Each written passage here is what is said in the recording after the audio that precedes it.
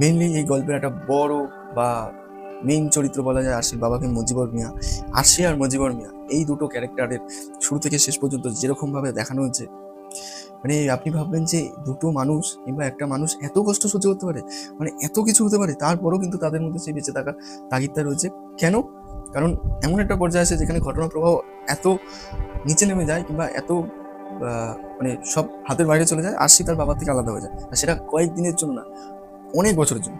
তো সেইখানে দুজনেই চায় যে আমি বাবার কাছে ফিরে যাই কিংবা আমি একবার মেয়েকে দেখতে পাই, কিন্তু দুজনের কাছে উপায় নেই।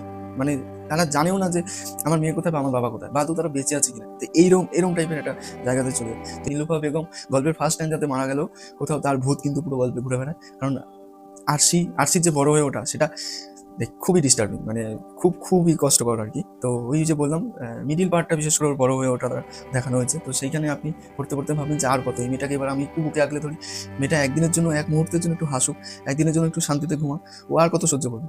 তো এরকম এইরকম জায়গাতে চলে যায় আরশির জীবনটা।